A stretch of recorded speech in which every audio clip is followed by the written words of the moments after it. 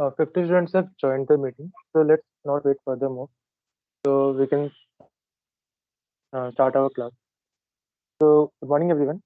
Today I'm going to show you how to build your first Android app in Android Studio. So before we proceed, what we are going to learn today is we will first run our first app. After that, we will learn what are the anatomy for Android app, what are the terminologies. After that, we will learn about the layouts and resources in Android, and we will work on the activities and how to make an app interactive. We will work on that, and in the end, we will learn what is Gradle and how it works. So, first to proceed, I want to tell Android Studio is the official ID for building Android app. So, what is an ID? ID is basically Integrated Development Environment. So, what IDE does is that we can create our layouts. Layouts is basically the user interface, the front end part, as well as we can Your voice is code the. breaking, sir. Network.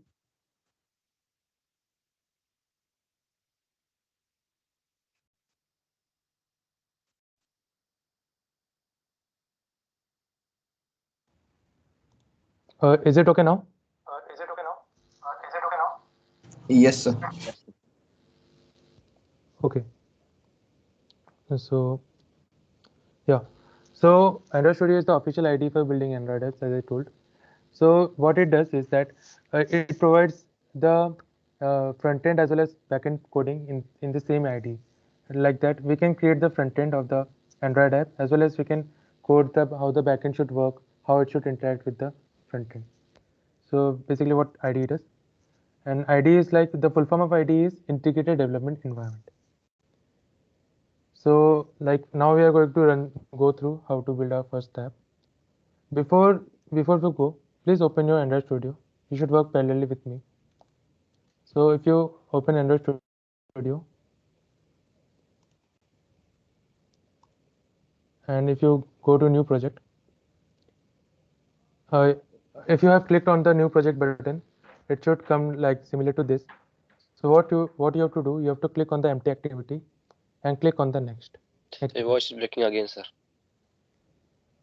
Again, is it breaking?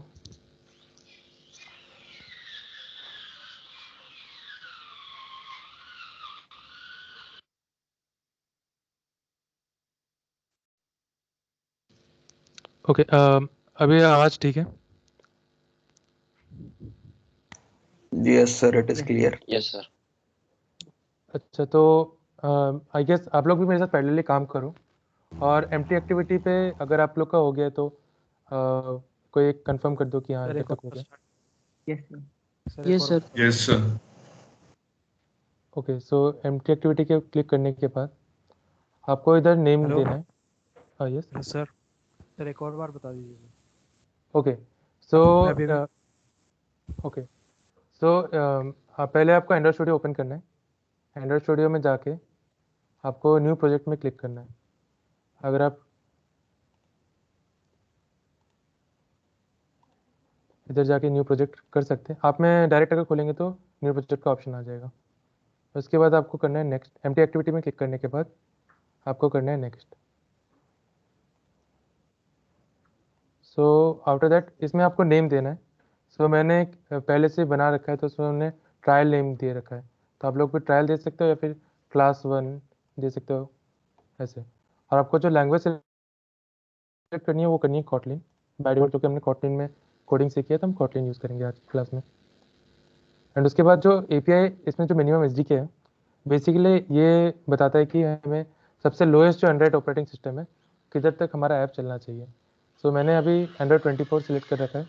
आप लोग Android 16 भी select कर सकते हैं but it is preferred कि आप लोग 21 के अबव भी सिलेक्ट करें. तो मैंने एंड्रॉइड 7 कर रखा है.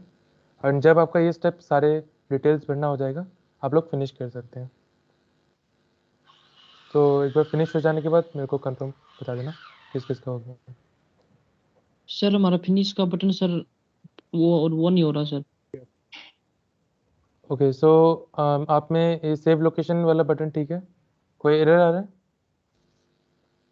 सर सेव लोकेशन में सर C/user/trial आ रहा है सर. ओके, सो वो तो ओके है, फिर फिनिश का बटन क्यों नहीं काम कर रहा? आपने कोई नेमिंग के वक्त कोई स्पेस वगैरह दे रखा है? No sir. Okay, so I guess आपका ये थोड़ा सा इशू होगा, कहीं पे आपके रन एज एडमिनिस्ट्रेटर करके देखो, एंड्रॉइड स्टूडियो को रन एज एडमिनिस्ट्रेटर को खुल के देखो, मे बी वो इशू नहीं आएगा। ये सर हो गया। ओके, सो इसके बाद वो फिनिश करने के बाद आपका कुछ खुल जाएगा कोड वगैरह। सो तब तक आप लोग करते रहिए पैरेलली, हम देख लेते हैं, एक बार गो थ्रू कर लेते हैं पीपीटी के साथ भी। सो एंड्रॉइड स्टूडियो आपने किया, उसके बाद जो सेकंड स्टेप था एम्प्टी एक्टिविटी पे क्लिक करना, वो कर लेना है। उसके बाद आपको अपने प्रोजेक्ट की डिटेल्स भरनी होती हैं, and if you don't know the API level and वो, तो आप लोग इसको देख सकते हैं कि लोएस्ट जो है इधर भी इन्होंने 5 से स्टार्ट किया है, एंड वो कौन से वर्जन है एंड्रॉयड के। उसके बाद आता है कि मतलब हम कैसे चूज़ करते हैं API level. So minimum SDK, जैसे मैंने बताया कि सबसे मिनिमम ऑपरेटिंग सिस्टम पे किस पे हमारा ऐप रन होना चाहिए। अगर आपने एंड्रॉयड 7 चूज़ किया है तो आपका ऐप एंड्रॉयड 5 या एंड्रॉयड 6 में नहीं रन करेगा। सो आपको देखना है आपके यूज़र, जब भी ऐप बना रहे हो तो वो यूज़र किस में ज़्यादा है। सो ये चीज़ माइंड में रखनी पड़ेगी। टारगेट एसडीके वो होता है बेसिकली कि हम कौन से मतलब हाईएस्ट वर्जन तक हम इसको टेस्ट कर रहे हैं, क्योंकि Android day by day upgrade हो रहा है, तो हर समय न्यू फीचर्स आते हैं तो हमें भी अपने आप को अपग्रेड करना पड़ता है, तो हम टारगेट एसडीके भी हम बना के रखते हैं साइड में। सो ये हो गया। अगर आप लोग का सब कुछ सेटअप हो गया है तो आपकी कुछ स्क्रीन ऐसी होनी चाहिए कि एंड्रॉयड स्टूडियो ओपन हो जाना चाहिए, कुछ सिमिलर टू सर दैट एक या बार फिर। सारे स्टेप फिर से बता दिए। Okay, so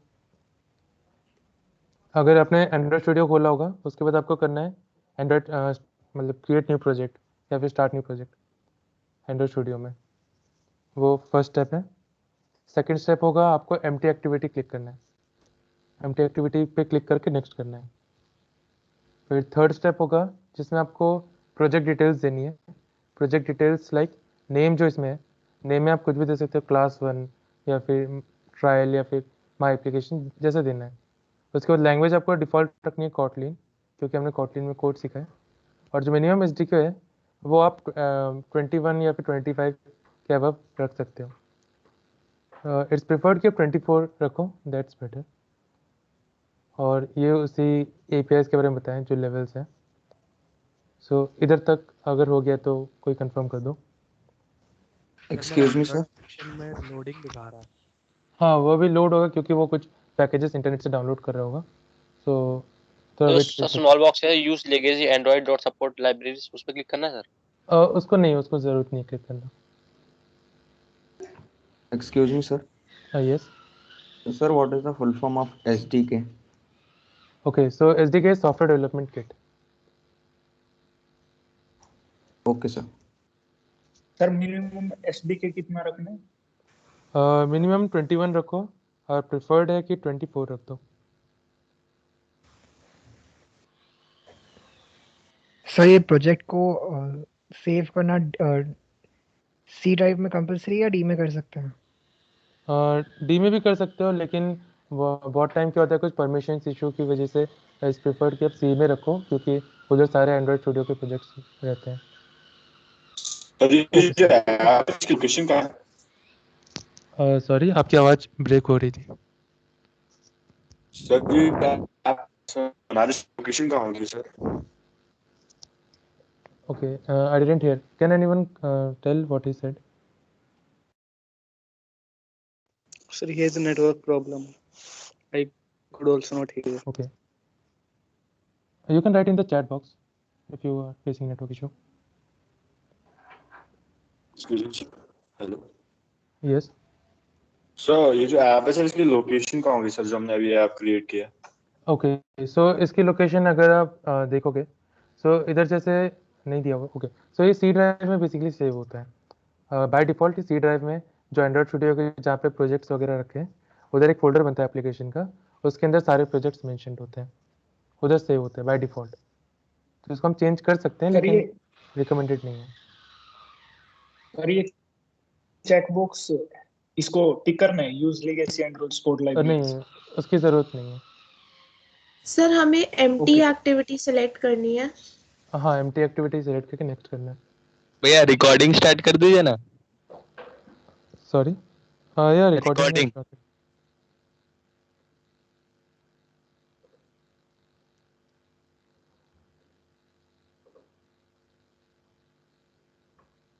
excuse me sir, yes. वो एंड्रॉइड स्टूडियो ओपन करने के बाद का क्या स्टेप था? ओके, एंड्रॉइड स्टूडियो ओपन करने के बाद आपको एम्प्टी एक्टिविटी का ऑप्शन आएगा, उस पर क्लिक करो।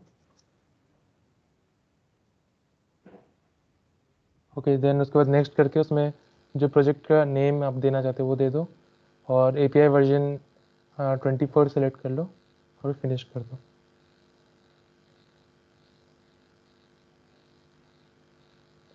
ओके, सो बहुत लोगों का आई गेस ये वाला स्क्रीन आ गया होगा, जिनमें भी लोडिंग हो रहा था, तो वो उनका आई गेस खुल गया होगा। नो सर अभी तक नहीं आया। ओके, किसी का भी नहीं आया? सर सर मैंने मेरा आ गया। आ गया सर। Gradle सर डाउनलोड मेरा आ गया सर, आ गया। अच्छा, ओके, सो थोड़ा सा वेट करके देख लेते हैं। ओके, जिन जिन का आ गया है तो वो एक काम कर सकते हैं, वो अगर उन्होंने एमुलेटर डाउनलोड नहीं किया है तो वो एमुलेटर डाउनलोड कर लें तब तक। सो एमुलेटर डाउनलोड करने का जो स्टेप है वो बेसिकली ये है कि इधर ऐप में जाके APD मैनेजर पर क्लिक करें, इधर क्रिएट वर्चुअल डिवाइस कर सकते हैं, और उसके बाद इधर पिक्सल 3 है, मैंने तो पिक्सल 3 कर रखा था पहले, सो ये कर लो, और क्योंकि इसमें प्ले स्टोर ऑलरेडी आता है पहले से। उसके बाद आपको जो एंड्रॉयड वर्जन चाहिए 24 के अबव, तो वो डाउनलोड कर लो और उसके बाद फिनिश कर दो, तो आपका वो सर जो वर्चुअल डिवाइस है वो हो जाएगा install. Sir pixel sir sir कोई सा मोबाइल यूज कर को सकते हैं सर? बोलते हैं एंड्रॉइड के तरह यूज करना हाँ, सिखाएंगे। कोई सा भी पिक्सल यूज़ कर सकते हो, कोई इशू नहीं है। ठीक। सर एक बार रिपीट कर दीजिए। सर एक बार रिपीट कर दीजिए। ओके, सो जिनका मतलब हो गया लोड तो उनके लिए स्टेप है, सो इधर AVD मैनेजर पे चले जाओ, उसके बाद इधर क्रिएट वर्चुअल डिवाइस कर लो, उसके बाद इधर से कुछ भी चूज़ कर सकते हो। तो मेरा मेरे में sir recommendation Google pixel show नहीं हो रहा। क्या शो नहीं हो रहा? गूगल पिक्सल जहाँ पे आप सर आपने क्लिक किया था। नहीं, उधर गूगल पिक्सल नहीं होगा, आप में आई गेस इधर कोई ऐप या फिर कुछ मतलब कुछ नहीं होगा, इधर कुछ सिलेक्ट करने का ऑप्शन होगा।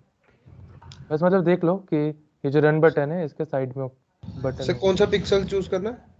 पिक्सल 3 है, चूज़ कर लो पिक्सल 3। सर कोई भी चूज कर सकता है जिसमें प्ले स्टोर हो। हाँ, कोई भी चूज़ कर लो। सर सर आपने बोला था सर आप मोबाइल को एमुलेटर की तरह रन करना सिखाओगे सर। मोबाइल में मतलब मोबाइल में टेस्ट करना है ना ऐप्स को। Hello sir, excuse me sir. हाँ, यस। सर वो Java language null point exception दिखा रहा है मेरे में कॉज। जावा सर जिनके में ये गूगल पिक्सल वाला ऑप्शन नहीं आ रहा उनको क्या करना है? गूगल पिक्सल नहीं होगा आई गेस, कुछ और ऑप्शन होगा, तो उसमें आप AVD मैनेजर क्लिक कर सकते हो और इधर वर्चुअल डिवाइस क्लिक करके आप चूज़ कर सकते हो तो आपको सर कौन सा। 3A के अंदर जितनी भी फाइल्स डाउनलोड की ली हैं वो सब डाउनलोड करनी है? हाँ, सब नहीं करनी, इसमें से कोई भी एक वर्जन डाउनलोड कर लो, फिर फिनिश कर दो सिलेक्ट करके। सर कौन सा वैसे आप लोग करें इनमें से वर्जन? लेटेस्ट वाला भी कर सकते हो या फिर जो सिंपल है लाइट वेट ऑगेट भी कर सकते हो। Okay sir. सर आप एक बार फिर से बता सकते हो, मैंने लेट ज्वाइन किया, अभी ज्वाइन किया। ओके, सो मैं ठीक है, मैं लास्ट बार बता रहा हूँ ये, उसके बाद क्योंकि मैं सामने आगे का भी पढ़ना है, 12:30 तक क्लास भी ख़त्म करनी है, सो शुरू से बताता हूँ। पहले आपको जाना है एंड्रॉयड स्टूडियो में, इधर न्यू प्रोजेक्ट करना है, उसके बाद इसमें एम्प्टी एक्टिविटी में क्लिक करना है, देन नेक्स्ट करना है, उसके बाद इधर नेम आप कुछ भी चूज़ कर सकते हो, तो मैंने ट्रायल मान ले लो, मैंने ट्रायल लिया। ओके, सो लैंग्वेज कॉलिंग रहनी चाहिए बाय डिफ़ॉल्ट, मिनिमम इस जगह 24 चूज़ कर लो, बाकी भी चूज़ कर सकते हो, और इसको चेक नहीं करना है, मतलब इसमें क्लिक नहीं करना है और फिनिश कर देना है, ये फर्स्ट स्टेप है। ओके, एंड जो सेकंड है, और मतलब जिनमें एमुलेटर नहीं डाउनलोडेड है पहले से, वो ये स्टेप करें, AVD मैनेजर पे जाए, इधर वर्चुअल डिवाइस करें, एंड देन जैसे मैंने बताया कि पिक्सल 3 ये चूज़ करें, नेक्स्ट करें, इसमें से कोई भी एक वर्जन डाउनलोड कर लें, उसको सिलेक्ट करें एंड फिनिश कर देना। सो मेरे पास ऑलरेडी सर ये डाउनलोड होने में टाइम लगेगा सर, 900 MB कुछ का बता रहा है। हाँ तो वो 1.1 GB। तो कोई नहीं, ये सर मोबाइल डेटा है सर। कोई नहीं, इसके बाद तुम लोग डाउनलोड करते रहो, रिकॉर्डिंग अवेलेबल रहेगी। आई विल शो यू कैसे जावा नल पॉइंट एक्सेप्शन का कैसे सॉल्व करना है। ओके, तुम उसका ना स्क्रीनशॉट डिस्कॉर्ड व्हाट्सएप ग्रुप जो हमारा था उसमें पोस्ट कर दो। प्रॉब्लम टर्मिनल और बिल्ड दिखा रहा है, तो उसमें कोई ऑप्शन तो नहीं क्लिक करना? उसमें भी हो सकता है या फिर तुम्हारा अच्छे से लोड नहीं हुआ होगा पहली बार अगर कर रहे हो तो, ये भी हो सकता है। तो उसको हम बाद में इशू सॉल्व कर देंगे, अभी हम क्लास के आगे कंसेप्ट पढ़ लेते हैं। हाँ सर, डाउनलोड करने के बाद ओरिएंटेशन और ग्राफिक्स में क्या सिलेक्ट करना है? ओरिएंटेशन ग्राफिक्स, उसको ओरिएंटेशन तो पोर्ट्रेट ही रखोगे ना? और सर ग्राफिक्स में ऑटो? हाँ ऑटो कर दो उसको। Okay sir. Okay, so I guess AVD developer manager का जो भी था वो हो गया हमारा। अभी हम देख लेते हैं कि एंड्रॉयड डिवाइस में हमने सब लोड कर दिया। सो उसके पहले हम देख लेते हैं कि एंड्रॉयड स्टूडियो में ये जो हमारे पास पैलेट्स हैं या फिर जो भी है क्या है। सो एक बार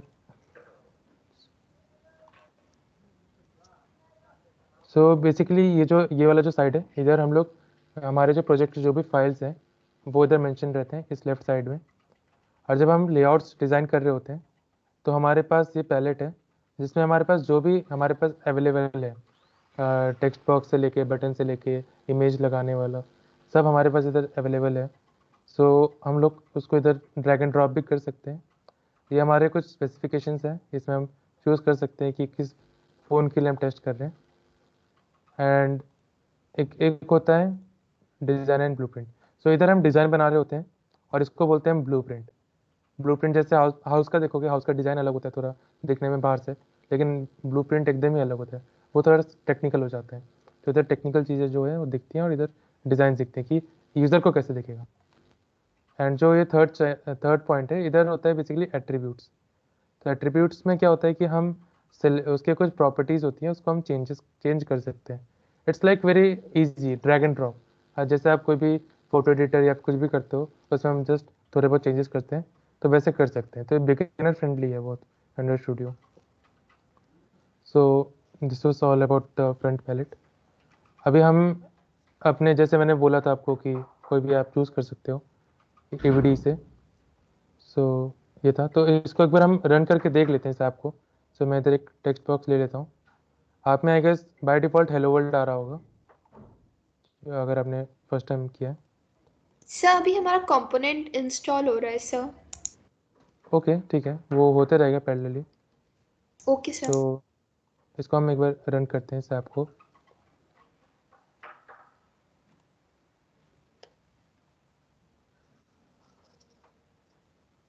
अगर आप देख रहे होंगे नीचे ग्रेडल बिल्ड रनिंग हो रहा है, तो इसका मतलब वो ऐप APK अभी बना रहा है, बनाने के प्रोसेस में। सर ये आपने टेक्स्ट बॉक्स कहाँ से ट्रैक किया था, एक और बताएंगे? ओके, ये मैं अभी आगे बता दूंगा, नो वरीज। जिसमें भी दिखाना चाहता हूँ कि आप एमुलेटर में कैसे रन होता है या फिर क्या करना है। तो अगर आपने अभी एंड्रॉइड स्टूडियो खोला उसमें हेलो वर्ल्ड पहले से आ रहा होगा, राइट? सो एक बार हम देख लेते हैं कि हमारा ऐप कैसे दिख रहा है। अगर आप देख रहे होंगे इसमें भी टेक्स्ट व्यू आ रहा है क्योंकि हेलो वर्ल्ड आई गेस उस टाइम नहीं हुआ था सेव। जो टेक्स्ट व्यू है आप अगर देख सकते हैं कि ऊपर आ गया है, लेकिन हमने स्टूडियो में इधर रखा था। तो इसकी भी हम प्रॉपर्टीज़ पढ़ेंगे ऐसा क्यों हुआ है, क्योंकि ये कंस्टेंट लेआउट्स के अंदर है। बेसिकली ऐसे आप टेस्ट कर सकते हैं कि आपका एमुलेटर एंड्रॉइड स्टूडियो वर्क कर रहा है या नहीं। अभी हम आगे के पढ़ लेते हैं। तो अभी हम जान लेते हैं कि जो एंड्रॉयड ऐप में जो टर्मिनोलॉजीज़ हैं वो क्या क्या है। तो फर्स्ट हम देखेंगे कि जो बेसिक एंड्रॉयड ऐप का जो प्रोजेक्ट होता है उसमें हम बेसिकली 3 चीज़ें हमारे पास इंपॉर्टेंट हैं। वो है एक्टिविटीज़। एक्टिविटीज़ में क्या होता है कि जो कोटलिन के कोड्स हम लिख रहे हैं वो उन एक्टिविटीज़ के अंदर हम सेव करके रखते हैं। सेकेंड हो गया रिसोर्सेज। रिसोर्सेज के अंदर जो पहला है हमारे पास लेआउट फाइल्स। लेआउट फाइल्स वो होते हैं यूज़र इंटरफेस, जो फ्रंट एंड वाला पार्ट होता है। तो जो भी फ्रंट एंड होती है, जो भी हमको दिखाना है कलर या फिर थीम, तो हम रिसोर्सेज के अंदर सेव करते हैं।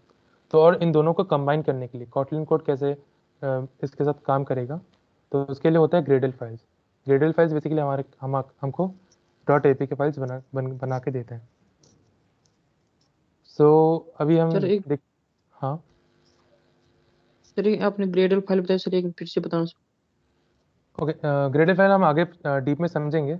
बेसिकली ग्रेडल फाइल क्या करता है, जो एक्टिविटीज़ हमने बनाई है कॉटलिन के कोड्स और जो हमने लेआउट्स में जो यूज़र इंटरफेस बनाया है, तो उन दोनों को कंबाइन करके हमें एक .apk फाइल बना के देता है। सो ग्रेडल के बारे में बाद में जानेंगे। ओके, सो एंड्रॉयड ऐप का जो प्रोजेक्ट स्ट्रक्चर है वो कैसे होता है। सो वो बताया गया कि हमारा जो एप्लीकेशन का नाम है वो एप्लीकेशन का नाम ऊपर रहेगा, देन ऐप के अंदर ये रहेंगे लाइब्रेरीज, सोर्स, जावा। सो ये अब जब आप प्रैक्टिस करते रहेंगे तो आपको ये चीज़ें समझ जाएंगी। सो जैसे अगर आप देख सकते हैं कि अगर मैं इसको बंद कर दूँ तो ये हो गया। अब इसको मैं ओपन करता हूँ, तो अगर मेरे को ये वाला फाइल खोलना है, एक्टिविटी मेन XML फाइल, तो मैं RES में जाऊँगा, लेआउट्स में जाऊँगा और इधर क्लिक करूँगा, तो ये इधर आ जाएंगी मेरे पास। तो ये कुछ प्रोजेक्ट स्ट्रक्चर्स हैं जो आप बाद में ध्यान में रख सकते हैं प्रैक्टिस के वक्त। सो वही इन्होंने शो किया है स्लाइड में। अभी हम जान लेते हैं लेआउट्स क्या है और रिसोर्सेज क्या है एंड्रॉयड के अंदर। और उसके पहले हम जान लेते हैं कि लेआउट से पहले हम जान लेते हैं व्यूज़ क्या है। सो जब भी आप एंड्रॉयड स्टूडियो में कुछ भी काम कर रहे हो या फिर कुछ भी यूज़र इंटरफेस बना रहे हो, तो वो एक रेक्टेंगल बॉक्स के अंदर होता है। आप अगर कोई भी टेक्स्ट लिख रहे हो या फिर कोई भी इमेज पुट कर रहे हो या फिर बटन पुट कर रहे हो या फिर कोई भी मतलब कुछ भी लगा रहे हो इस UI के अंदर, इसके अंदर जैसे ये हेलो वर्ल्ड है तो इसकी एक रेक्टेंगुलर बॉक्स से घिरा हुआ है, तो मतलब ये एक व्यू है। तो इसको हम बोल सकते हैं अगर हम कोई बटन लाएं या फिर इमेज लाएं तो ये भी एक रेक्टेंगल के अंदर है। सो ऐसे हम इसको मान सकते हैं कि दीज आर व्यूज़। सो ये इनको व्यूज़ सिर्फ रेक्टेंगुलर एरिया के लिए नहीं बोला जाता है, ये रेक्टेंगल के अंदर इसलिए होते हैं क्योंकि अब जब भी हम कुछ काम कर रहे होते हैं व्यूज़, जैसे अगर मैंने कोई बटन रखा है तो उसका कुछ फंक्शन होना चाहिए, राइट। तो फंक्शन काम करे तो उसके लिए ऐसा बनाया जाता है ताकि वो अगर हम कभी भी टच करें तो वो वैसे फंक्शन करे। अगर हम कोई इमेज पे क्लिक करें तो वो कहीं पे लिंक होना चाहिए या फिर कोई वेबसाइट ओपन कर दे। तो इसके एग्जांपल्स हो गए text view, image view, buttons. और इन सबको हम ग्रुप भी कर सकते हैं, लाइक एक text view, image view, button को हम तीनों को एक साथ ग्रुप कर सकते हैं, तो उसको बोलते हैं व्यू ग्रुप्स। व्यू ग्रुप्स के अंदर हम उसको व्यूज़ को ग्रुप कर सकते हैं। तो अभी तक मतलब आई गेस सबका ये ओपन हो गया होगा, राइट। ये वाला इतना तक एटलीस्ट, मतलब जिनका डाउनलोड हो गया होगा। ये क्या बोलते हैं, ये AVD नहीं बट एटलीस्ट ये वाला पार्ट है, UI वाला पार्ट। Yes sir. ओके, सो आप लोग आ सकते हो ना ये वाले में, एक्टिविटी मेन XML फाइल खोल रखी है ना सबने। Yes sir. Yes sir. Yes sir. Okay, so अभी देख लेते हैं, जैसे मैंने आपको बताया था कि ये पैलेट्स हैं। ये पैलेट बेसिकली, पैलेट में इधर देख सकते हैं कि कितने टाइप का टेक्स्ट है। तो अगर पासवर्ड के लिए हमें लगाना है कोई टेक्स्ट व्यू या फिर किसी के लिए, तो उसको हम ड्रैग एंड ड्रॉप कर सकते हैं। बटन से अलग अलग टाइप के, एंड ये हमारे पास बहुत सारे ऑप्शन हैं, तो हम ड्रैग एंड ड्रॉप आराम से कर सकते हैं। अगर हम पहले बार कोडिंग कर रहे हैं या फिर कुछ कर रहे हैं या फिर हम सिर्फ डिज़ाइन ही कर रहे हैं, हम कॉटलिन का कोड नहीं लिख रहे हैं, तो भी हम इसको यूज़ कर सकते हैं because it is very easy. So अभी हम देख लेते हैं कि XML लेआउट्स क्या है।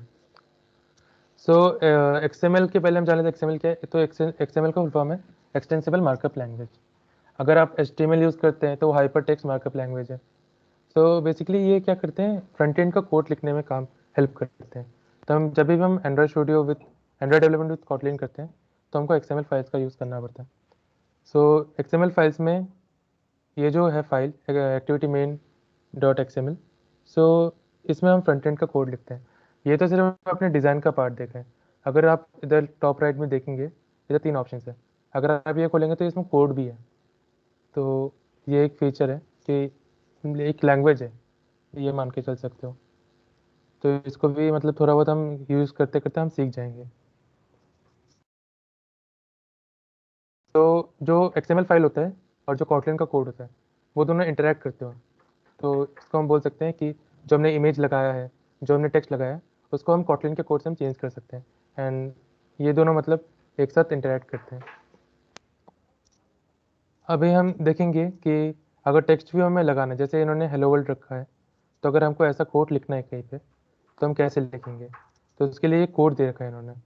पहला ऑप्शन हमारे पास क्या है कि हम ड्रैग एंड ड्रॉप करें। तो ड्रैग एंड ड्रॉप कैसे कर सकते हो? ड्रैग एंड ड्रॉप करने के लिए टेक्स्ट व्यू ऐसे रख सकते हो और ये इधर आ जाएगा। इसको फिर इसके अंदर अगर आपको कुछ चेंजेस करने हैं, टेक्स्ट हमें कुछ लगाना है कि this is basic UI classes class, so basic UI class है, तो ये चेंज हो गया। So okay. और जो दूसरा मेथड है, या फिर अगर आप जब आप बहुत ज़्यादा मतलब फास्ट डेवलपमेंट करना चाहते हो, तो उसके लिए आप क्या कर सकते हो, इधर कोड लिख सकते हो। तो कोड के लिए जो स्टेप है वो कुछ नहीं होता है, हमें बस लिखना होता है टेक्स्ट व्यू। तो हम अगर ऐसे सेलेक्ट करेंगे तो वो आ जाएगा। और इसको अगर हम देखें कि कहाँ आया है, इसके लिए हमें पहले टेक्स्ट लिखना पड़ेगा एक। सो अगर मैं इधर टेक्स्ट लिखता हूँ, ओके, सो XML बेसिक्स, तो देखेंगे तो ये इधर ऊपर आ गया, क्योंकि हमने इसके कुछ वो साइज या फिर पोजीशन में डिसाइड नहीं किया। तो इसको हम इधर से खींच के ला भी सकते हैं, इधर पुट भी कर सकते हैं। So this is how text view is written. अगर आपको कोई टेक्स्ट लगाना है अपने लेआउट के अंदर तो आप ऐसे लगा सकते हैं। अगर मैं इसको अभी रन करूँगा, सो ये जो तीन चीज़ है ना, ये तीनों एक ही कोने में आ जाएंगी, क्योंकि हमने किसी में भी कंस्ट्रेंट्स नहीं लगाए। तो हम देख लेंगे कंस्ट्रेंट क्या होता है। वो रन होने दो इसको।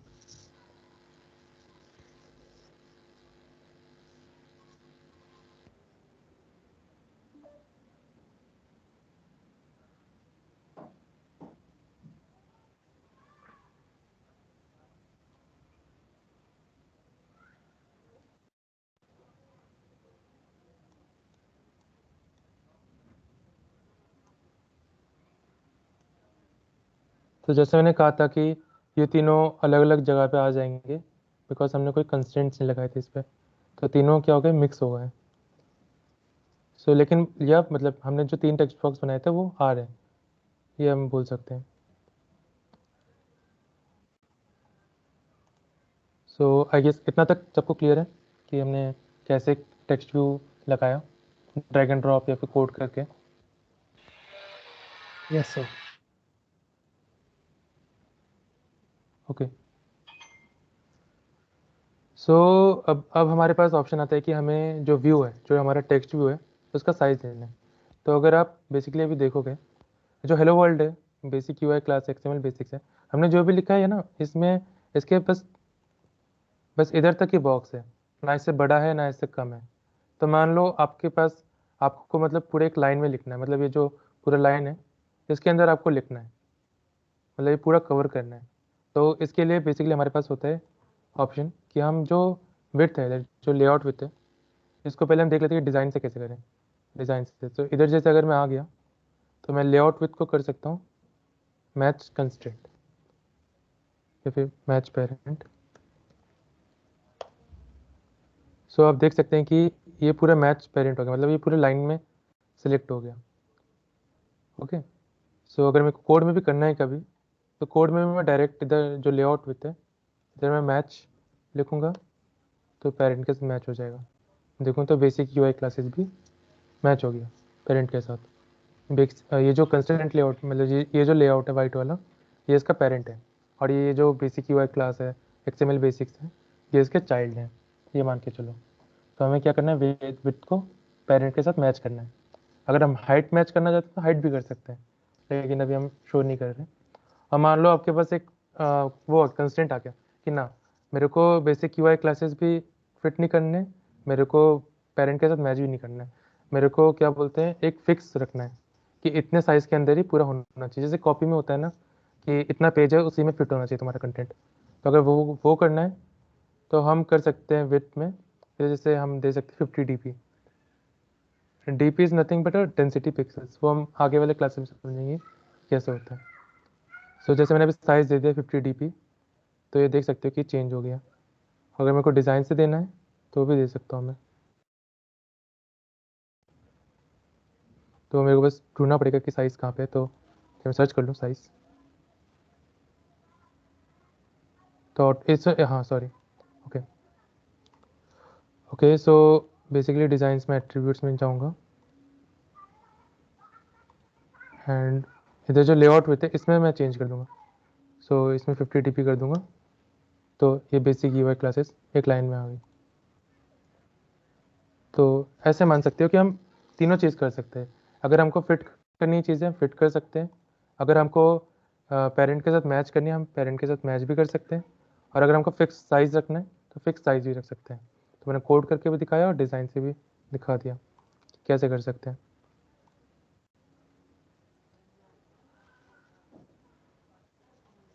अभी जो मैंने दिखाया तुम्हें बताया कि कंस्टेंट लेआउट है, लीनियर लेआउट है, फ्रेम लेआउट है। सो बेसिकली क्या है, व्यू ग्रुप्स हैं। अभी जैसे आपने ये 3 टेक्स्ट रखे हैं मेरे इसमें, ये 3 टेक्स्ट किसके अंदर है? अगर मैं आपको पैलेट खोल के दिखाऊं, एक सेकंड।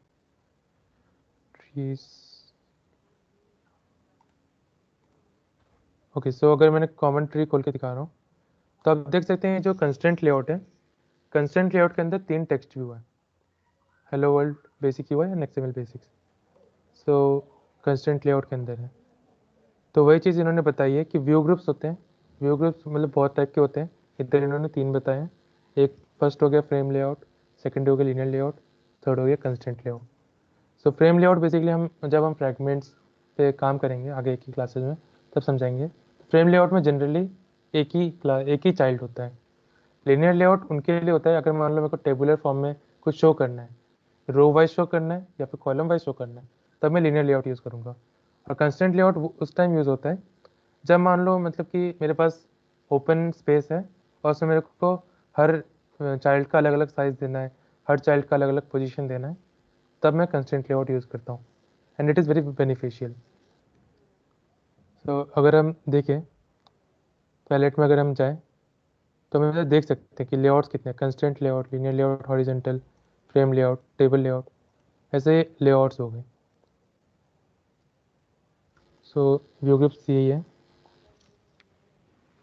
अभी इन्होंने फ्रेम लेआउट का एक कोड दिया हुआ है, जैसे मैंने आपको कहा था कि ये एक सिंगल चाइल्ड को स्टोर कर सकता है, तो वही इसमें शो किया है एंड इसमें एक टेक्स्ट व्यू शो कर रखा है। तो बेसिकली अगर मेरे को चेंज करना है, अगर मेरे को इसको इस लेआउट को चेंज करना है तो मैं इसको हटा के बस इधर फ्रेम लेआउट अगर लिख दूंगा तो वो फ्रेम लेआउट हो जाएगा। और अगर मैं स्प्लिट करके देखूँ तो ये सारे एक साथ हो गए बिकॉज हमने वो कुछ साइज़ वगैरह दिया नहीं, क्योंकि एक ही चाइल्ड को स्टोर करता है तो हम इसमें ज़्यादा चेंजेस कर नहीं सकते हैं। तो ये हो गया। सेकंड हो गया लीनियर लेआउट। तो लीनियर लेआउट में होते हैं जैसे मैंने आपको बताया कि अगर हमको रो वाइज शो करना है तो रो वाइज भी शो कर सकते हैं, अगर हमको कॉलम वाइज शो करना है तो हम कॉलम वाइज भी शो कर सकते हैं। सो अगर मैं इधर फ्रेम लेआउट की जगह लीनियर लेआउट लिखता हूँ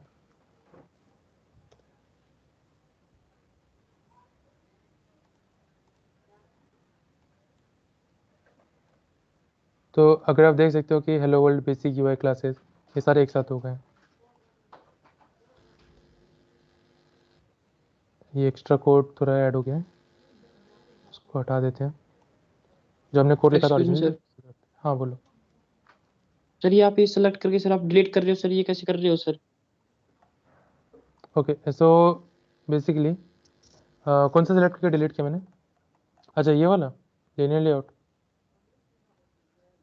ये सर ओके सो मतलब जैसे मैंने बताया कि इधर ये वाइट वाला जो है ना पेज, तो ये एक लेआउट है, मतलब एक व्यू ग्रुप है। तो ये जो भी है इसके अंदर कोड लिखा है, ये XML फाइल है, तो इसके अंदर हमारा वाइट वाला पहले हमारा वाइट वाला आएगा, राइट, मतलब लीनियर लेआउट। उसके जो चाइल्ड है वो उसके अंदर आ रहे हैं, ऐसा मान के चलो। सो तो अगर मेरे को चेंज करना है तो मैं बस जो येलो में लिखा है ना, येलो वाला पार्ट, उसको सेलेक्ट कर लूँगा, पूरा हटा दूंगा। फिर उसके बाद मैं अगर मैं कंस्टेंट लेआउट लगाना है तो पहला ऑप्शन ही आ जाएगा मेरे पास, कंस्टेंट लेआउट, मैं उसे सेलेक्ट कर लूँगा तो वो कंस्टेंट लेआउट्स के अंदर आ गया, ऐसे मान के चलो। Excuse me sir. हाँ सर मतलब जब भी हम कोई प्रोजेक्ट कर रहे हैं तो पहले लेआउट सेलेक्ट करना है, उसके बाद फिर चाइल्ड वगैरह सेलेक्ट करना है। हाँ, मतलब मान लो अगर तुम्हें, जैसे अभी मैंने ये चीज़ सिलेक्ट किया, तीनों एक साथ आ गए, लेकिन मेरे को तीनों को एक साथ नहीं लगाना है, क्या बोलते हैं, टिक, ताकि मैं चूज़ ना करना पड़े। एंड इसका ओरिएंटेशन मैं सिलेक्ट कर सकता हूँ। ओरिएंटेशन अगर मेरे को रो वाइज लगाना है तो मैं वर्टिकल कर दूंगा। सो अगर आप देख सकते हो वर्टिकल हो रखा है। यस और सर। है ना।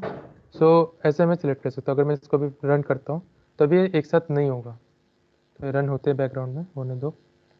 सो बेसिकली ये है linear layout, constraint layout. Constraint layout के बहुत सारे फीचर्स हैं, तो कंस्ट्रेंट लेआउट के ऊपर अभी हम थोड़ा वर्क करेंगे। तो एक बार लीनियर लेआउट हो जाने दो, तो कंस्ट्रेंट लेआउट पे वर्क करेंगे, जिसको अभी हम रन करके देखते हैं। सो अगर आप देख सकते हो अभी ये तीनों ग्रुप नहीं हुआ है। हेलो वर्ल्ड क्या है, जिसका कोई वो रैप कंटेंट था। बेसिक यूआई क्लासेस, इसका था मैच पेरेंट साइज अगर देखोगे। और एक्सएमएल बेसिक्स का अगर देखोगे तो इसका साइज हमने फिक्स कर रखा था 50 dp। सो ये तीनों आ गए हमारे टेक्स्ट व्यूज, ये मान के चलो। अभी हम वर्क करते हैं कंस्ट्रेंट लेआउट पे।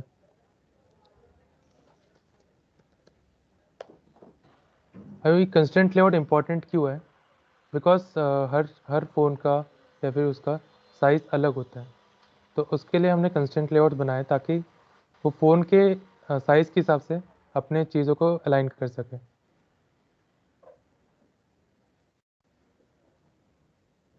सो अभी कंस्ट्रेंट लेआउट क्या है, अभी जैसे मान लो मेरे को हेलो वर्ल्ड को रखना है इधर ही, तो हेलो वर्ल्ड को अगर मेरे को इधर ही रखना है तो फिर कोड वाला पार्ट हटा देते हैं, सिर्फ डिज़ाइन में आ जाता है। तो अगर मैं ये प्लस बटन को क्लिक करता हूँ लेआउट में, अगर एट्रीब्यूट्स राइट साइड में जो है, तो ये ऊपर चले जाएगा, या फिर इसको मैं 0 भी कर देता हूँ तो ऊपर खींच लिया। वैसे मैं इसको इससे नीचे खींच सकता हूँ। तो हेलो वर्ल्ड को मैं ऐसे मिडिल में रख सकता हूँ। हेलो वर्ल्ड अगर मिडिल में अगर आ गया कि जो पेज है उसके बीचों बीच आना चाहिए, तो बीचों बीच भी रख सकते हैं, या फिर अगर हमें थोड़ा सा ऊपर रखना है तो हम ऐसे भी रख सकते हैं। तो अगर अभी इसको रन करते हैं, लेट्स सी। सो मेरे को पता है इसका आउटपुट कैसा होगा अगर एंड्रॉइड स्टूडियो में, मतलब ऐप जो बनेगा हमारा। एनीवन, मतलब ये कैसे शो होगा, एग्जैक्टली ऐसे शो होगा या थोड़ा बहुत चेंजेस होगा इसमें? नो सर, एग्जिट ऐसे ही सेव होगा। ऐसे ही श्योर, क्योंकि अभी हम कंस्टेंट लेआउट में काम कर रहे हैं। ओके, तो देख लेते हैं। ओके, आई गेस रन हो गया। सो अगर आप देखोगे basic UI classes and XML basics ऊपर चले गए हैं। इसका रीज़न मैं बताता हूँ क्यों। और हेलो वर्ल्ड हमने जहाँ रखने चाहा था वो उधर ही है ना, मिडिल में थोड़ा सा ऊपर।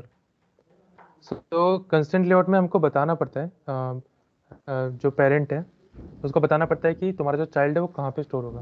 तो हमने इसमें जैसे हमने जो ब्लू डॉट्स देख रहे हो, ये चारों तरफ से घिर गया, चारों तरफ से हमने तो सेट कर दिया कि इधर ही रहेगा। लेकिन अगर तुम बेसिक यूआई क्लासेस के देखोगे, कंस्टेंट्स हमने फिट नहीं किए। कोड भी देख लोगे तो हमने इधर कंस्टेंट लगा रखा है कि हाँ तुमको इसके अंदर ही रहना पड़ेगा, कि जो भी कोड है, कोड अभी समझ नहीं आएगा, डिज़ाइन में चलते हैं। तो अभी अगर हमको एक्सएमएल बेसिक्स को चाहिए कि मिडिल में नहीं चाहिए, हमको चाहिए हेलो वर्ल्ड के नीचे होना चाहिए, तो हम इसको इसके हेलो वर्ल्ड के से कनेक्ट कर सकते हैं। और जो पेरेंट है उसके, हाँ मतलब हेलो वर्ल्ड एंड जो पेरेंट का है उसके बीच हमको एक्सएमएल बेसिक्स को अटैच करना है। और जो बेसिक यूआई क्लासेस हैं उसको हमें जस्ट हेलो वर्ल्ड के ऊपर रखना है। सॉरी, एक सेकेंड। ओके, जो बेसिक यूआई क्लासेस का जो बॉटम है उसको हमें हेलो वर्ल्ड के ऊपर रखना है। तो अगर देखोगे तो ये तीनों अभी हमने कंस्टेंट लगा रखे हैं। साइड से ये मैच पेरेंट है तो हमने कंस्टेंट लगा दिए। वैसे सिमिलरली इसके भी चारों तरफ कंस्टेंट है। अगर हम टॉप में कंस्टेंट लगा देते हैं तो ये बीचों बीच हो जाएगा इसके, लेकिन हमें चाहिए कि बेसिक यूआई क्लासेस के बाद हेलो वर्ल्ड आना चाहिए, मतलब नो डिफरेंस। तो हम वो कंस्टेंट को हटा देंगे। तो इसको वापस रन करते हैं।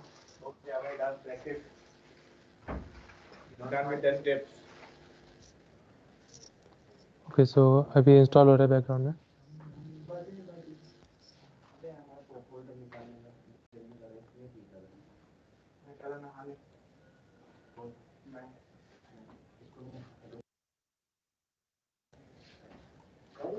ओके, सो आप देख सकते हो कि जो बेसिक यूआई क्लास था उसके जस्ट नीचे हेलो वर्ल्ड है, और हेलो वर्ल्ड और बॉटम के जो बीचों बीच है XML बेसिक्स।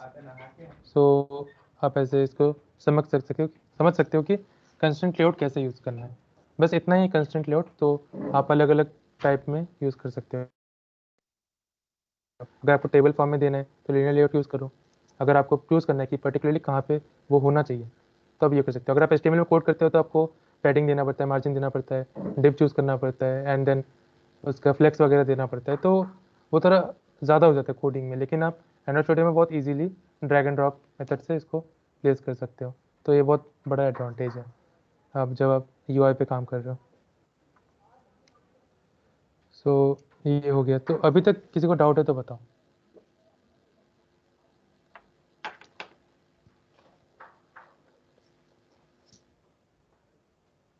सर जब हम कोड में चेंज करते हैं, नहीं सॉरी, जब डिज़ाइन में चेंज करते हैं तो कोड में ऑटोमेटिक चेंज हो जाता है? हाँ, ऑटोमेटिक चेंज हो जाता है। ऐसे मान लो कि मैं हेलो वर्ल्ड को थोड़ा नीचे लाना चाहता हूँ, तो हेलो वर्ल्ड वाला थोड़ा सा चेंज हुआ होगा, या फिर एक सेकेंड, XML है ये वाला, तो मैं इसको हटाना चाहता हूँ।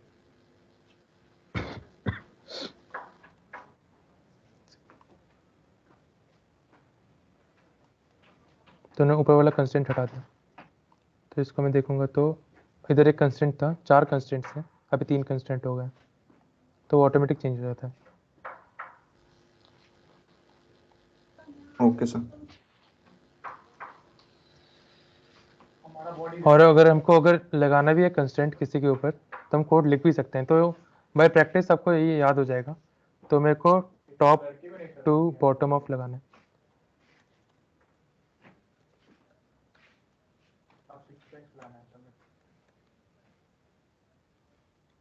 Top to bottom of hello world का जो आईडी हमने सेलेक्ट किया है वो होना चाहिए।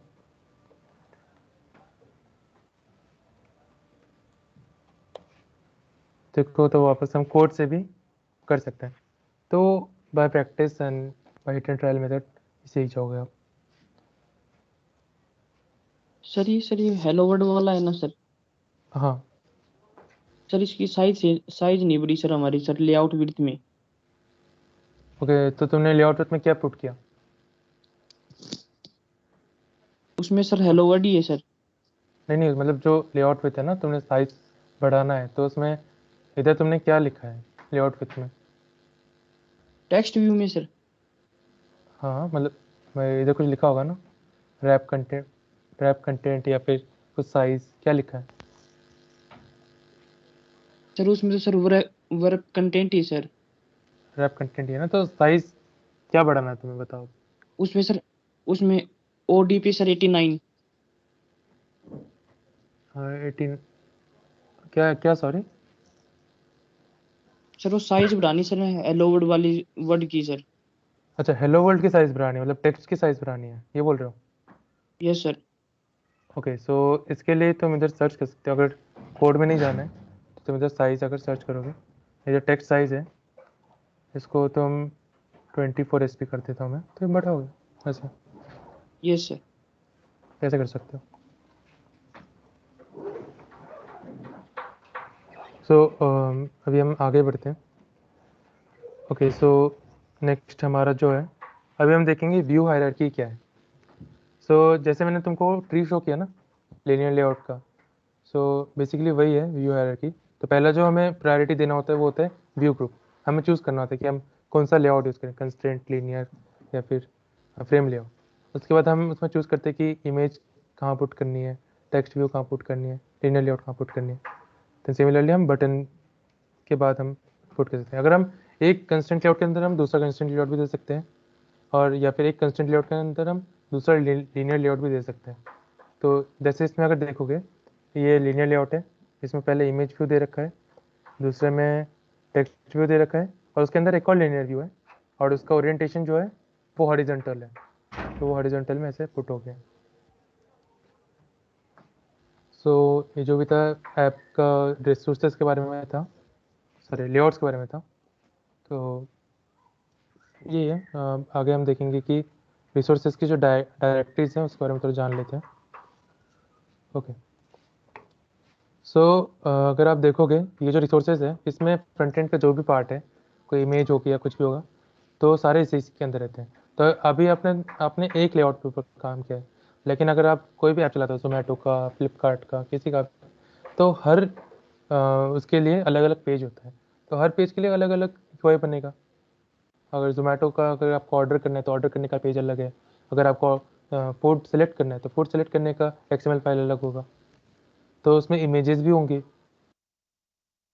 इमेजेस कुछ इमेजेस होंगे स्टैटिक। तो स्टैटिक इमेजेस होती हैं बेसिकली ड्राइबल फाइल के अंदर, कि जोमेटो का लोगो आ गया या फिर जोमेटो का कुछ बटन का फोटो आ गया, तो वो ड्राइबल्स के अंदर स्टोर हो जाती हैं। तो हम देखेंगे कैसे स्टोर होती है आगे। और मैप हो गया कि जोमेटो का जो आइकन है, आइकन का जो भी रिसोर्सेज है तो इसके अंदर स्टोर हो जाते हैं। और वैल्यूज़ क्या हैं? वैल्यूज़ बेसिकली अगर मान लो अगर आपने जैसे भी ये ऐप रन किया, हमारा जो ऐप है इसका बाय डिफ़ॉल्ट कलर ये है, ये वाला ब्लू कलर है, लेकिन मान लो मेरे को रेड कलर में करना है, तो कैसे करूँ? अब मेरे पास दो ऑप्शन है, या तो मैं थीम कलर में जाके डायरेक्ट कोड लिख दूँ, या तो मैं डायरेक्ट इधर ही चेंज कर दूँ। इधर मैं एक अपना कलर नेम बना लूँ, क्योंकि जब आप कंपनी में या किसी में काम कर रहे होगे तो अगर मान लो आज फ्लिपकार्ट का कलर ब्लू है, कल फ्लिपकार्ट ने सोचा नहीं हमको ब्लू नहीं रखना है, रेड ज़्यादा अपीलिंग कलर है, तो अगर उनको रेड रखना है तो वो हर लेआउट में जाकर तो चेंज नहीं करेंगे। कि अगर मान लो इधर मैंने भी कलर नहीं दिया, लेकिन अगर कलर होता तो मैं इधर जाकर थोड़ी चेंज करूँगा कि हर पेज में जाके। तो मैं बेसिकली क्या करूँगा, एक थीम कलर चूज़ कर लूँगा, थीम कलर ऐसे करके, और इधर मैं कुछ कलर चूज़ कर सकता हूँ। अगर मेरे को रेड चाहिए तो कर लेंगे, मेरे को रेड चाहिए तो मैं ऐसे कर लेता हूँ, मेरा थीम कलर है। अभी मान लो मेरे को थीम्स में चेंज करना है, themes.xml, इसमें मैं थीम कलर प्राइमरी जो कलर है इसको मैं रेड कर सकता हूँ। Now let's run it.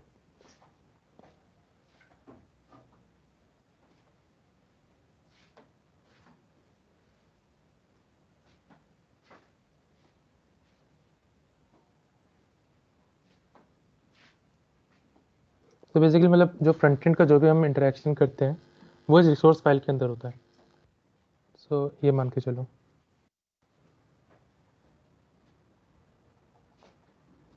सो अभी रेड कलर जैसे आप देख सकते हो कि ये रेड हो गया। तो ऐसे हम कलर चेंजेस कर सकते हैं, थीम चेंजेस कर सकते हैं। These are like the good practices. So हमने कलर चेंज का भी देख लिया, लेआउट्स का भी देख लिया। अभी हम आगे देख लेते हैं। अभी होता है आईडीज़ क्या है। सो आईडीज़ बहुत इंपॉर्टेंट है। सो आईडीज़ का हम थोड़ा देख लेते हैं। अब जैसे मैंने इधर एक्टिविटी में XML लिखा था, बेसिक यूआई क्लास, जैसे अगर मैं कोड में देखूं या फिर डिज़ाइन में देख लेते हैं, तो इसका जो आईडी है टेक्स्ट व्यू 2 है। लेकिन जब आपके पास बहुत सारे टेक्स्ट होंगे, आपको समझ नहीं आएगा कि कौन सा आईडी किसके लिए है। तो हमने जो टेक्स्ट लिखा है ना, तो उसी का हम कर सकते हैं, उसी का आईडी। तो हम इसे बेसिक यूआई, ये आईडी अगर हम दे देते हैं तो ऑटोमेटिकली इसके लिए ये आईडी क्रिएट हो जाएगी। अगर हम कोड में देखेंगे, कोड में तो देख सकते हैं कि बेसिक यूआई एक आईडी क्रिएट हो गई है। तभी ये आईडी इंपॉर्टेंट क्यों है? मान लो मेरे को फ्यूचर में कोई बटन लगाया, उसमें मैंने बटन पर क्लिक करते मेरे को दिखाना है basic UI class by GDSE EIT। So इसको पूरा कंप्लीट करना है, तो वो आईडी से हम उसको चेंज कर पाएंगे, अदरवाइज हम चेंज नहीं कर पाएंगे। सो आईडी इसलिए इंपॉर्टेंट है ताकि हम कोटलिन में इसको कॉल कर सकें। तो बेसिकली वही आईडीज़ इंपॉर्टेंट है। तो अभी जो रिसोर्स हमने पढ़ा, जो इमेज है या फिर जो भी टेक्स्ट व्यू है या फिर जो कुछ भी है, हर किसी का एक आईडी होता है। और कोटलिन में उसको कैसे कॉल करते हैं? अगर मैं इमेज को कॉल कर रहा हूँ तो मैं r.drawable से कॉल कर सकता हूँ। अगर मैं लेआउट को कॉल कर रहा हूँ तो मैं r.layout से कॉल कर सकता हूँ, क्योंकि ऑटो जनरेट होता है फाइल नेम r.java से। सो अभी जैसे मैंने बताया कि व्यूज़ की हम आईडी दे सकते हैं, तो ऐसे हम आईडी दे सकते हैं। अगर कोड करना है तो हम जस्ट आईडी लिखेंगे। मान लो मेरे को इसका आईडी देना है हेलो वर्ल्ड का, तो मैं इधर आईडी लिखूंगा तो हमारे पास पहला ऑप्शन ये आ जाएगा, इधर मैं हेलो वर्ल्ड दे सकता हूँ। आई गेस ये क्लियर है सबको? Yes sir.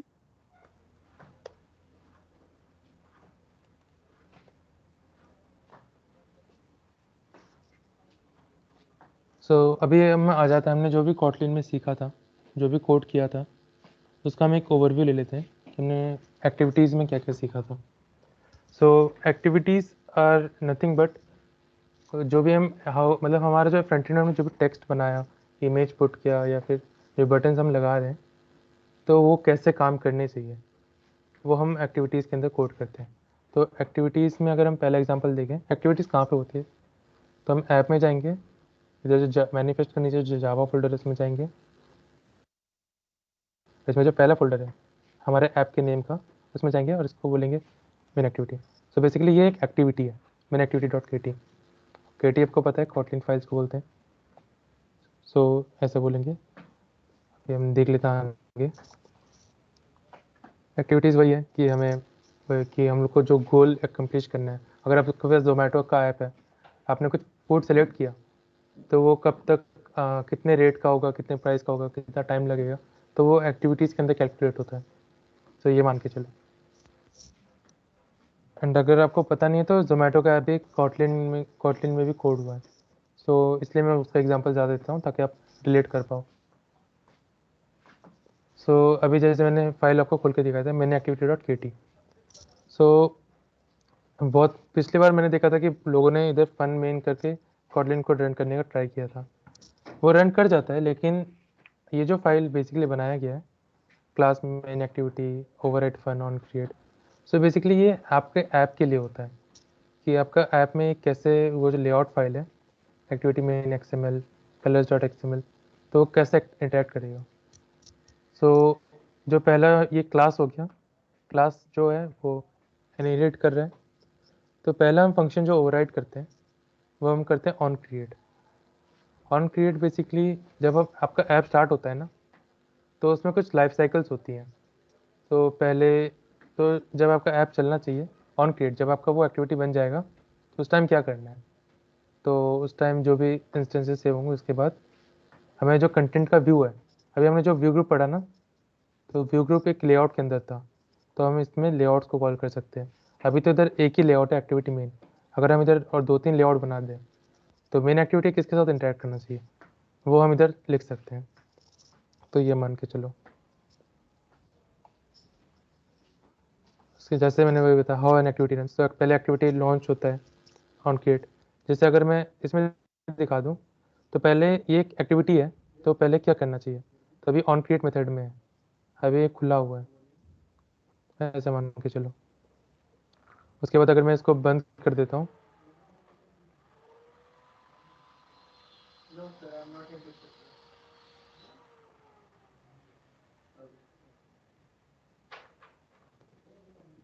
तो अगर मैं इसको क्लोज कर देता हूँ तो मेरी एक्टिविटी डिस्ट्रॉय होगी बैकग्राउंड में, जो मेरे को भी पता नहीं चल रहा, लेकिन हम मान के चलो कि होता है ऐसा।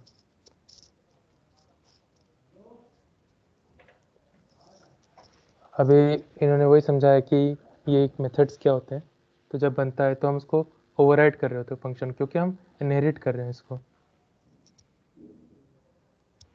अभी लेआउट इन्फ्लेशन क्या है, अभी जैसे मेरे पास मैंने जैसे बताया कि मेरे पास 2-3 लेआउट है, तो मेरे को उसमें से कोई एक लेआउट चाहिए, तो इधर मैंने जैसे उस लेआउट को कॉल किया, तो इसको हम बोल सकते हैं लेआउट इन्फ्लेटर।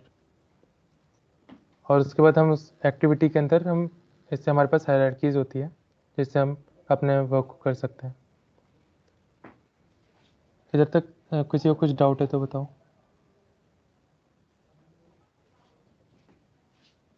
सर वो आपने कहो सर वो ट्रायल पे सर वो कलर क्या सर वो नहीं समझ में आया।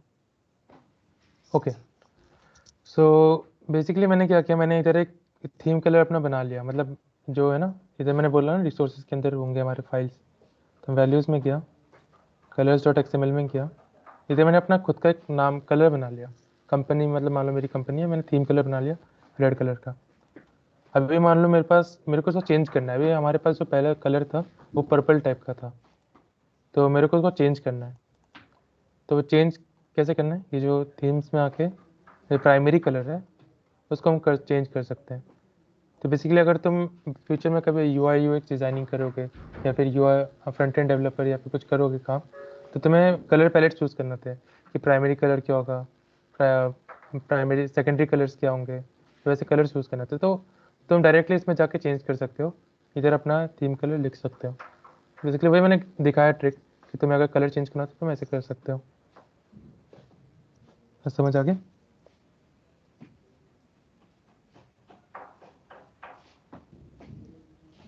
हेलो सर सर आपने एक्टिविटी मेन XML पे एडिटर कैसे खोला? ओके, एडिटर मतलब वो वाला डिज़ाइन में जाके ये वाला? सर उसमें कोड लिखते हो, आप कोड से चेंज करते हो। ओके, सो अगर आप तुम टॉप राइट में देखोगे तो 3 बटन्स हैं, डिज़ाइन, स्प्लिट और कोड। अगर तुम्हें सिर्फ कोड देखना है तो तुम कोड देख सकते हो। तो अगर तुम्हें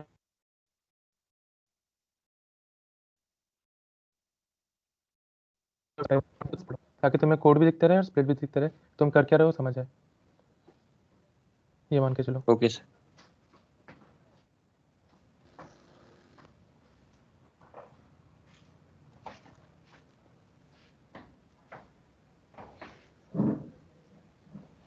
सो अभी हम एक बटन डाल के उस पर काम करेंगे।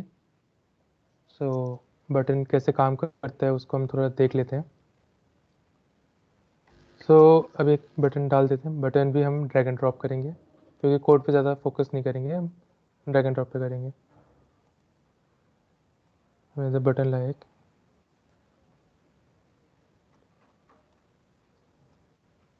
तो इसको मैं कंस्टेंट्स लगा देता हूँ, क्योंकि कंस्टेंट नहीं लगाऊंगा तो चेंज हो जाएगा। अभी जैसे बटन का कलर रेड आ रहा है ना, ये रेड इसलिए आ रहा है क्योंकि हमारा जो प्राइमरी कलर है हमने चेंज कर दिया है थीम कलर के साथ, तो हमें हर बार चेंज नहीं करना पड़ता है चीज़ों का कलर, ये मान के चलो।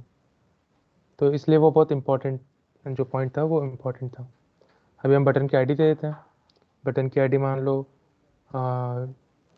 बताओ बटन की आईडी क्या दें, तुम लोग ही बताओ, छोटा सा नाम।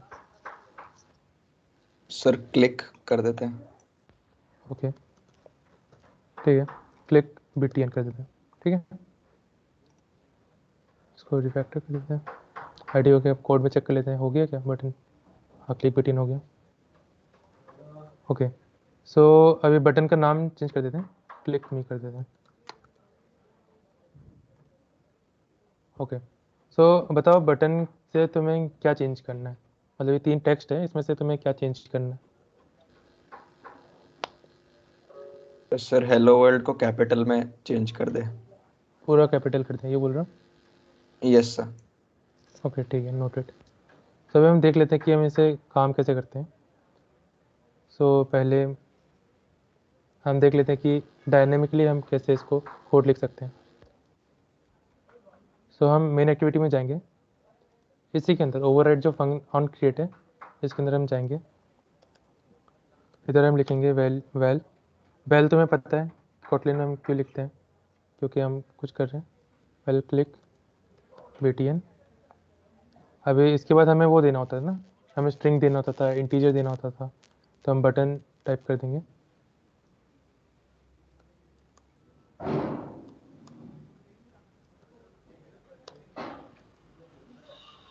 और इसमें हम दे देंगे, अभी जैसे मैंने बताया था कि हम कुछ भी हम व्यू लगाते हैं या कुछ भी करते हैं तो उसकी एक आईडी बन जाती है, तो आईडी बहुत इंपॉर्टेंट है। तो r dot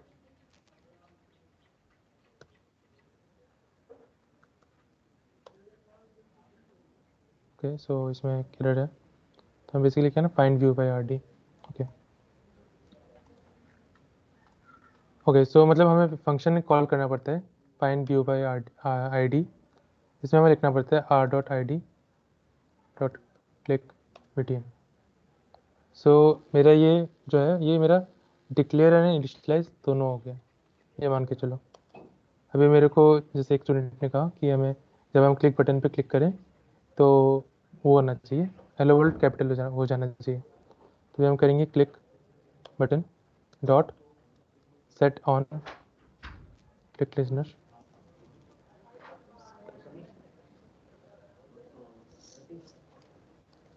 set on click listener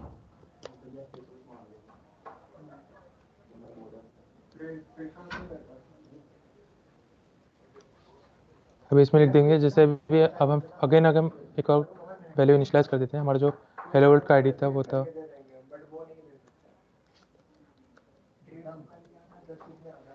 hello world text view.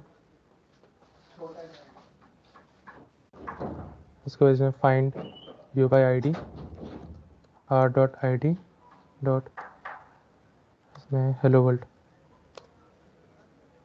तो अभी हम इधर कर देंगे hello world dot text equals to, अभी हम आपको अच्छे से पता है कि स्ट्रिंग्स जो है हम कैपिटल के अंदर लिखते हैं, सॉरी इन्वर्टेड कॉमास के अंदर लिखते हैं। सो इसको भी हम हेलो वर्ल्ड फुल कैपिटल कर देते हैं।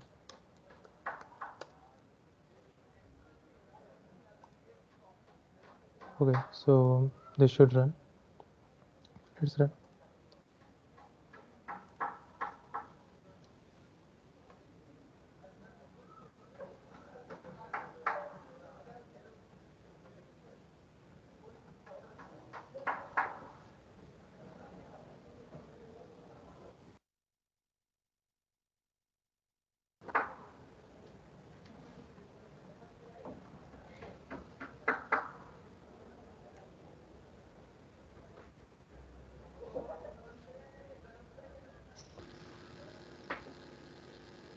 Okay, so let's click it. हो गया चेंज? Yes sir. तो कैसे करना है समझ आ गया ना? और मतलब जिसमें हो गया है वो क्या बोलते हैं एमुलेटर, तो वो लोग ये कोड को रन कर सकते हैं, देख सकते हैं कि कैसे चेंज करना है। तो सिमिलरली यू कैन एडिट, तो ये एक फंक्शन हो गया टेक्स्ट को कैसे चेंज करना है। बाकी अभी हमारे पास जो बचा हुआ कंटेंट है, लेट्स सी। सो लिसनर्स जो है वो कैसे काम जब करते सर रन हैं? करता हूँ, हाँ हाँ बोलो। मैं जब सर रन करता हूँ सर बोलता है HAXM not installed. Okay, I guess वो कुछ एरर होगा ग्रेडल फील्ड बिल्ड में या फिर किसी में, जिसकी वजह तुम्हारा वो ऐप इंस्टॉल नहीं हो रहा है ना। ऐप तो हो गया सर, HAXM बोल रहा नॉट इंस्टॉल्ड है।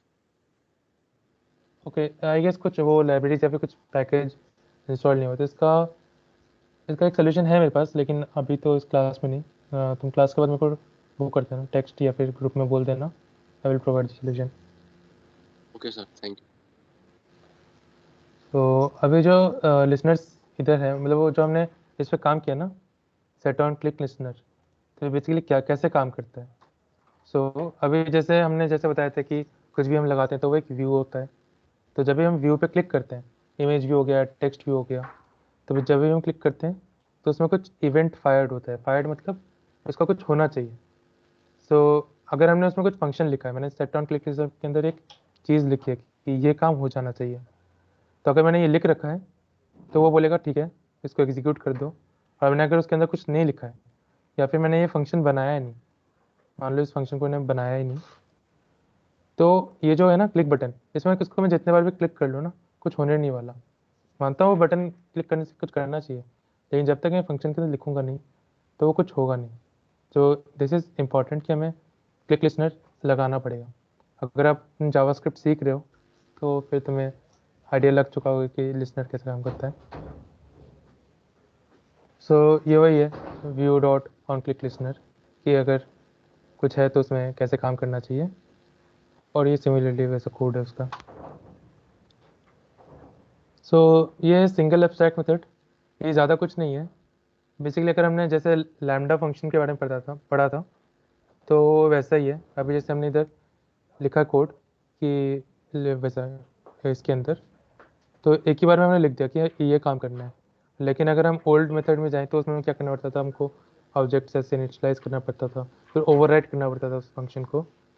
सो ये थोड़ा हेक्टिक था, लेकिन हम डायरेक्टली इसको ऐसे रन कर सकते हैं।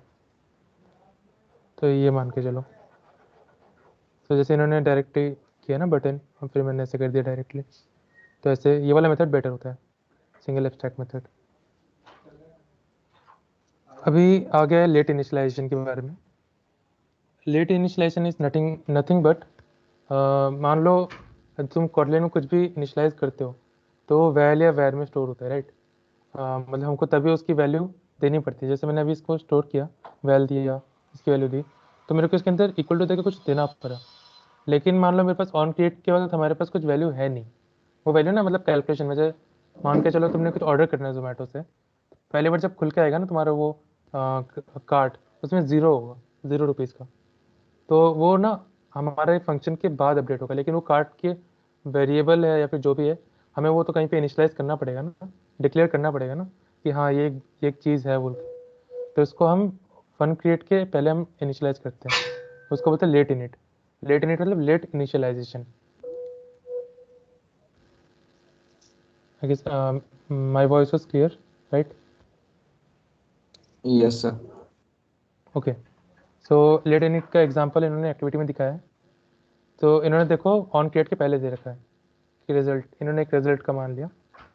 और जब मेरे को मान लो मैंने जोमेटो में कुछ खाने की चीज़ें ऑर्डर कर दी है, तो उसके बाद मेरा जो कैलकुलेशन आएगा, price equals to find view by ID ऐसे करूँगा, फिर प्राइस इक्वल्स टू कुछ उसमें वैल्यू पुट कर दूंगा। सो ये हम लेट इनिट हम यूज़ करते हैं उसके लिए। और ये वैर इसलिए रखते हैं क्योंकि ऑब्वियसली इसको चेंज करना होता है, तो ये वैर इंपॉर्टेंट है। वैल भी कर सकते हैं लेकिन वैर प्रेफर्ड है, रिकमेंडेड है। ओके, सो अभी तक हमने जो भी किया एक्टिविटीज़ के ऊपर काम, लेआउट्स के ऊपर काम, आई नो कि 1 आवर के अंदर हमने बहुत ज़्यादा चीज़ें सीख ली एंड मैंने बहुत फास्ट किया, लेकिन मैं पीपीटी शेयर कर दूंगा, एक बार पीपीटी को गो थ्रू करना, रिवीजन कर लेना, चीज़ें एकदम क्लियर हो जाएंगी। अभी हम आ जाते हैं मैनिफेस्ट फाइल क्या है। अभी जैसे मान लो मेरे एंड्रॉइड स्टूडियो में सर बहुत वो सारे, लेट इनिट एक बार और बता देना। ओके, सो मान लो तुम्हारे पास जोमेटो का ऐप है, ओके, तो अभी जोमेटो का ऐप अगर है, तुम्हारे पास प्राइस अभी नहीं पता तुम्हें, मतलब तुमको अभी कुछ ऑर्डर करना था लेकिन उसका प्राइस कार्ट में 0 है, ठीक है। तो अगर उसका भी उन्होंने 0 कर रखा है, लेकिन मान लो उन्होंने 0 भी नहीं किया है, प्राइस अभी अनडिफाइंड है, तो मेरे को क्या करना है, मैंने कुछ ऑर्डर, खाने की चीज़ें ऑर्डर करने हैं, तो मैंने 3-4 चीज़ें ऐड किए, उनका जो कैलकुलेशन आया प्राइस, मेरे को डायरेक्टली वो शो करना है। तो मैंने मान लो मैंने ₹100 के 4 चीज़ें ऑर्डर किए, तो ₹400 आना चाहिए। तो मैं इधर क्या करूँगा, लेट इनिट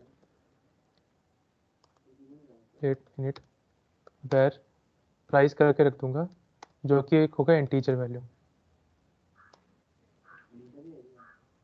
एक सेकेंड,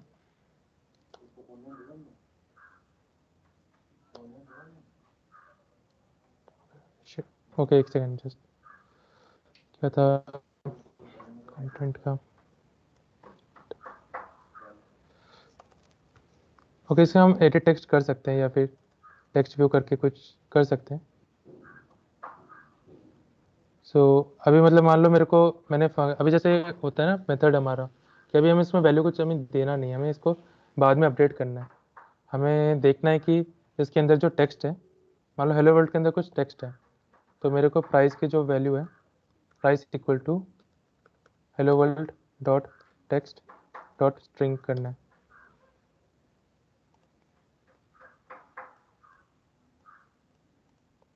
ओके, सो इसको मतलब हमें बाद में अपडेट करना है, तो बाद में अपडेट करने के लिए हमें वो करना पड़ता है।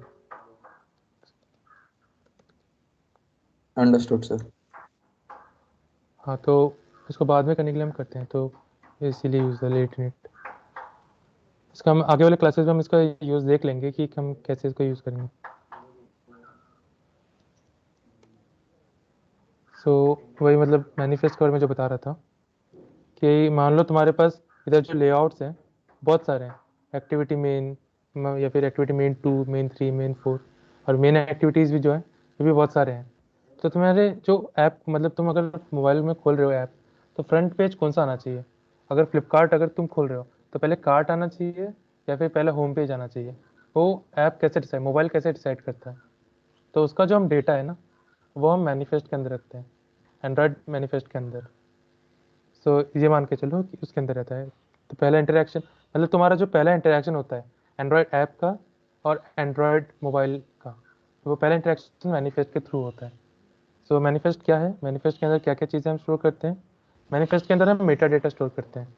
मेटा डेटा कैसे हो गया कि पैकेज का नेम, कौन से एक्टिविटीज़ हैं ऐप के अंदर, मेन एक्टिविटी कौन सी है जिसमें मतलब हमें पहले ओपन करना है, उसे परमिशन, जैसे तुम्हारा व्हाट्सएप यूज़ करता है इंटरनेट, तो इंटरनेट परमिशन तुम्हें देना पड़ेगा। हमारा व्हाट्सएप यूज़ करता है कॉल लॉग, तो कॉल लॉग का परमिशन तुम्हें देना पड़ेगा।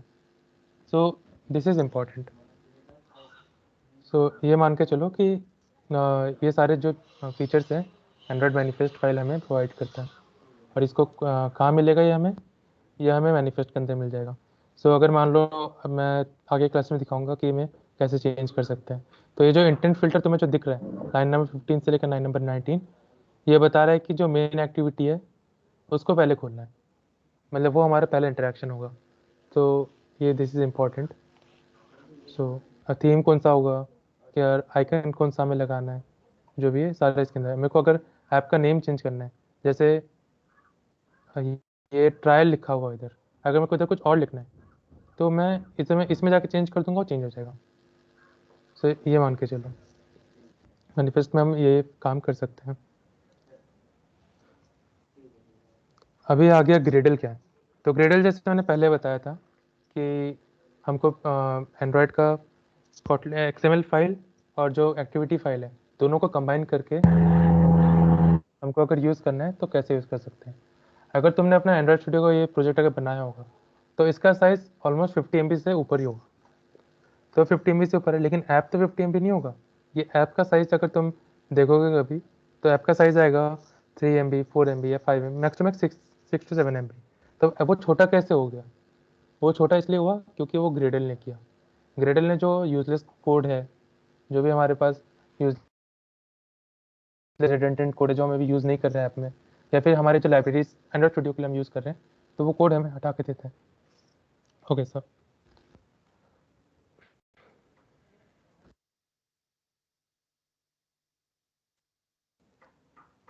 ओके सो वही है ग्रेडल के बारे में।